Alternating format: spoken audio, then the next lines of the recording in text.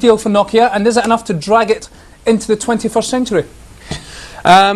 It is a big deal. Whether it's not, I don't think it is enough, really. You've got two titans of the past really kind of clashing together. It does provide Microsoft with the ability to merge the handset and the software side of of the mobile businesses together, which gives it a better chance of breaking through.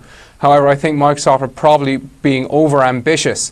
Microsoft has stated that they're aiming to get 15% of the smartphone market by 2018, which would be equivalent to somewhere in the region of more than 200 million smartphones, given that the current Nokia smartphone run rate is somewhere in the region of 30 million units.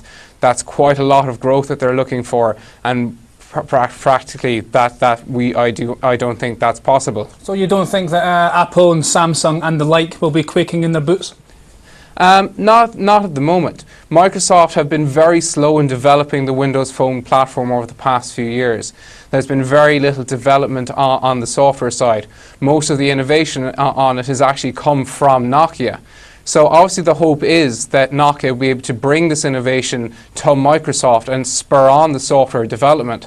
However, with the current reorganization that Microsoft is going through, and the fact that Ballmer is going to be stepping aside at the end of the year, or within the next 12 months, that is very uncertain. So it remains to be seen about how Microsoft can evolve and adapt to taking in the hardware unit. Now, sorry, I'm just going to say Nokia shares rose almost 50% this morning, but the company, as we all know, is still a shadow of its former self.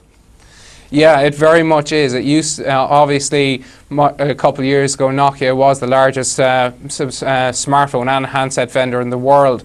It was now, I think, behind the many smaller Chinese companies in terms of smartphone shipments, and dropping rapidly in terms of the handset market.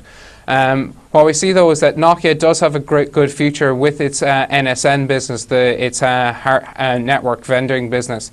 That's after going through a major turnaround over the past while, and then past 4 quarters has managed to turn a profit on that. So that's going to be the future that Nokia is looking at, and that part of the business is looking bright.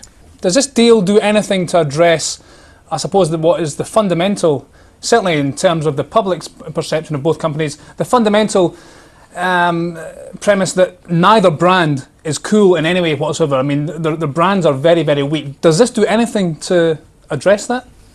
Fundamentally, it doesn't, because, as you said, this is just simply the uniting of two uncool brands. You know, this isn't this doesn't make it any better. It's going to take a lot of investment from Microsoft to try to turn that brand around. Of course, the upside of it is Microsoft has much deeper pockets to do this than Nokia on its own would have. So you were in the situation where Microsoft was funneling a lot of cash into Nokia anyway to try to support the smartphone unit. So Microsoft, presumably just by taking it in-house, is just absorbing that cost, and is going to be able to push even more money into it to try to build that brand bigger and to make it better in the future.